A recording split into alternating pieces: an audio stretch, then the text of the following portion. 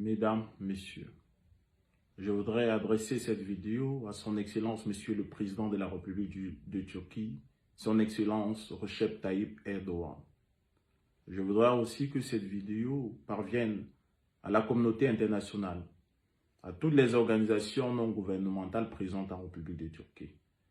Je fais cette vidéo parce que désormais je ne me sens plus en sécurité en République de Turquie.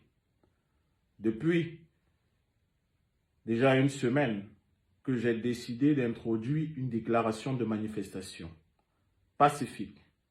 Et il ne s'agissait pas d'une marche, il s'agissait d'une déclaration publique, un meeting. D'abord pour dénoncer les conditions dans lesquelles je suis en République de Turquie depuis 3 ans, comme réfugié politique en attente de réinstallation. Ensuite, dénoncer la guerre civile au Cameroun, dans mon pays, la guerre civile qui dure depuis 7 ans. Et enfin, dénoncer les injustices dont sont victimes la communauté africaine en République de Turquie et ma personne. Ces injustices perpétrées par certains éléments des forces de l'ordre, police et gendarmerie. Pas tous, parce que en général, la police turque, comme la gendarmerie, est professionnelle. Mais il y a des éléments racistes à l'intérieur et c'est ceux-là qui ternissent l'image de la police et de la gendarmerie de la République de Turquie. Je me suis fait accompagner par un avocat, Maître Khan. Ma déclaration a été rédigée par moi-même, envoyée à mon avocat personnel, Maître Sefdagor, par ailleurs conseil du consul général de France. Alors, elle m'a retourné, j'ai imprimé, je me suis fait accompagner par Maître Khan, qui est ici à Erdine. Nous sommes allés au gouvernorat d'Edirne pour déposer. La première a été... Il n'y a pas eu de suite. Nous sommes repartis. Là, ils nous ont dit que la demande de manifestation, la déclaration doit être déposée, doit être adressée au ministre de l'Intérieur de la République de Turquie. Nous avons déposé une deuxième déclaration de manifestation avec tous les éléments de preuve, les photocopies de mes pièces d'identité qui montrent que je suis en situation régulière en République de Turquie, adressée au ministre de l'Intérieur. Dès lors, j'ai subi un harcèlement de la police qui débarquait chez moi aux heures 22h, 23h et un autre jour 10h. La première fois, ils sont arrivés 3 personnes. Les caméras de ma maison ont filmé. La deuxième fois, ils sont arrivés, ils étaient 5 personnes. La troisième fois, ils étaient 7 personnes. À chaque fois, très agressifs. Je me pose la question de savoir si l'introduction d'une déclaration de manifestation, qui n'étant pas une marche, parce qu'ils ont fait croire à un moment qu'il s'agissait d'une marche. Il ne s'agit pas d'une marche. Je ne devais pas faire une marche. Il s'agissait d'une déclaration publique. Alors, le dépôt d'une déclaration de manifestation est un crime?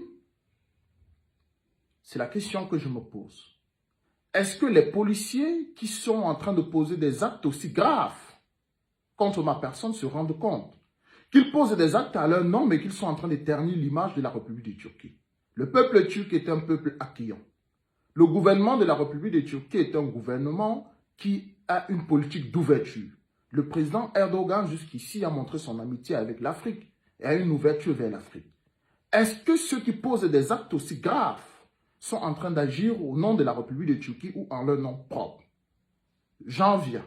Le plus grave, c'est que j'avais des journalistes, parce que j'ai été appelé à l'immigration par la chef du bureau d'identification de l'immigration, Mme Umran, pour me dire que ma manifestation, le moment n'était pas choisi. En effet, elle m'a donné des conseils. Et j'ai décidé d'écouter les conseils de Mme Umran et de surseoir à ma manifestation pour un délai de 3 mois, parce qu'il est de mon droit de faire savoir que je suis un homme politique d'un pays. Ça fait 3 ans que je suis en Turquie, en attente de réinstallation, et qu'il est important qu'on puisse trouver une solution pour me réinstaller, afin que je sois un homme libre, afin que je puisse apporter ma contribution au niveau de la diaspora pour qu'on puisse trouver une solution pour la démocratie dans mon pays, le Cameroun. Je ne suis pas un migrant, je ne suis pas un migrant économique, je suis un homme politique et j'entends jouer pleinement mon rôle au niveau de la diaspora pour la démocratie dans mon pays. J'ai écouté ce que Mme Umran m'a proposé à l'immigration. J'ai décidé de surseoir. Mais en tant qu'homme politique, il est de mon devoir, puisque j'avais annoncé sur mes réseaux sociaux que je devais manifester, J'avais donné les raisons pour lesquelles je devais manifester pacifiquement dans la ville de Erdéné. Alors des journalistes m'appellent. Je leur dis, venez chez moi. Un échange dans ma maison. Pour que je puisse vous donner les raisons pour lesquelles j'ai annulé la manifestation. Et que je puisse vous dire ce que je compte faire les mois à venir si rien n'est fait. Si je suis toujours en République de Turquie. Les journalistes sont partis d'Istanbul ce matin. Nous sommes le 26 juin pour Erdéné. Arrivé à Erdéné, je n'avais plus de nouvelles. De 11h30 jusqu'à 19h. C'est où le journaliste m'envoie des messages en me disant, dès qu'ils sont arrivés à Erdéné, ils ont été pris en sandwich par la police. La première chose qu'on a fait, c'est de présenter ma photo et de leur demander si vous connaissez ce monsieur. Ils ont subi un interrogatoire comme s'ils étaient des criminels. Et on les a maintenus ainsi jusqu'aux environs de 15 heures où on les a priés de retrousser chemin, de retourner sur Istanbul. Cela veut dire que désormais, je suis sous surveillance dans la ville d'Erdéné. Cela veut dire que désormais, pour les policiers de la région d'Erdéné, je suis comme un criminel qu'ils sont en train de surveiller.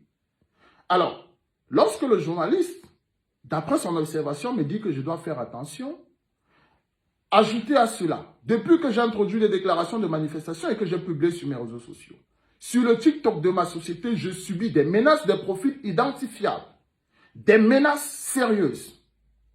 Mais je ne peux pas me rendre à la police. Parce que vu la manière dont ils sont venus ici chez moi, très nerveux.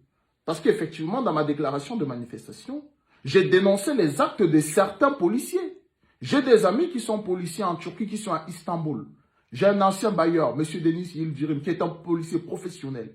J'ai eu affaire à la police et à la gendarmerie turque. Ce sont des professionnels des humains. Mais la minorité parmi eux, ceux qui sont racistes, ceux qui posent des actes de bavure, ceux qui me contrôlent, sachant que ma pièce d'identité est authentique, mais veulent à tout prix me faire descendre du bus. Ceux qui viennent chez moi me menacer de me ramener à la frontière pour rien, juste parce que je suis noir, juste à cause de ma couleur de peau. Ceux-là, je dois les dénoncer. Pour cela, désormais, je suis sous surveillance dans la ville d'Erdéné. Ne soyez pas surpris qu'un 4 matin, on crée un motif, qu'on m'arrête et qu'on propose à la justice de me déporter. C'est toujours comme ça que ça commence. Je dis non. Je ne me laisserai pas intimider par ces apprentis sorciers qui pensent qu'ils peuvent utiliser le sceau de la République de Turquie sur eux pour menacer des personnes tout simplement parce que nous sommes étrangers ou à cause de notre couleur de peau. C'est pourquoi je fais appel.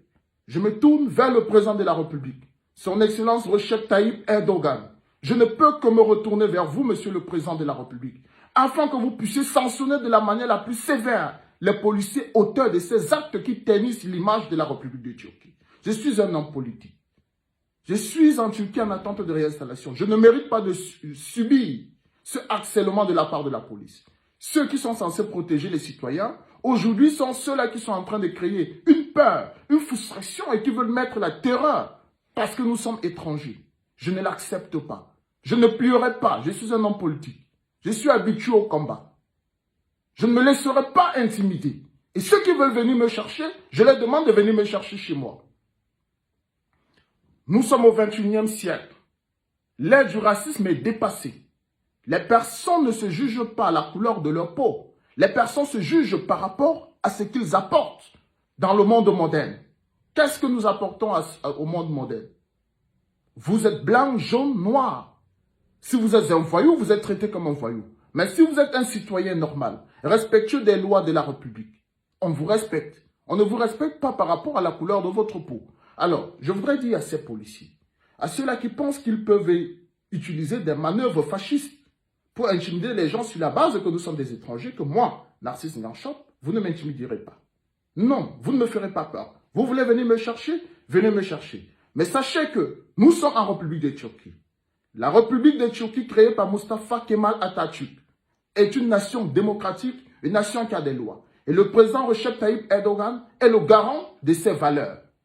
Lorsque vous posez des actes, lorsque vous vous mettez hors de la loi, parce que vous êtes des policiers ou des gendarmes, sachez que vous ne ternissez pas votre image, mais vous ternissez l'image de la République de Turquie. Je suis un homme politique. Je mérite un minimum de respect. Et même si j'étais un simple citoyen, je demande à être respecté. Je ne peux pas être mis sous une surveillance comme un criminel. Je ne suis pas un criminel, monsieur. Et une déclaration de manifestation en République de Turquie, à ce que je sache, n'est pas un acte criminel. C'est un acte citoyen qui est reconnu par la Constitution, le socle d'une république.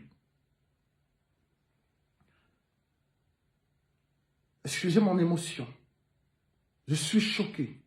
Je suis outré après 3 années de pression, de stress. Je ne peux pas ouvrir de compte à la banque. Parce que la carte de réfugié politique que j'ai, l'immigration me dit, vous pouvez ouvrir un compte. À la banque, on me dit, ce n'est pas possible.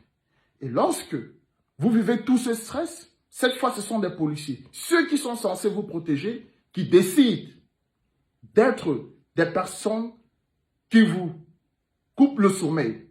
Ce n'est pas acceptable. C'est pourquoi je me tourne vers le président de la République, son Excellence Recep Tayyip Erdogan. Je ne suis pas, depuis que je suis en Turquie, je n'ai de problème avec personne. Mais aujourd'hui, j'ai comme l'impression qu'il y a une manœuvre qui est digne des manœuvres criminelles pour pouvoir m'intimider ou me faire taire. Ou tout simplement créer une situation pour amener l'État de Turquie à me renvoyer de son territoire. Je m'en remets entre les mains du président de la République, entre les mains des organisations non gouvernementales et entre les mains des représentations diplomatiques en République de Turquie qui peuvent m'aider à être réinstallé dans un pays où je serai en sécurité. Je vous remercie.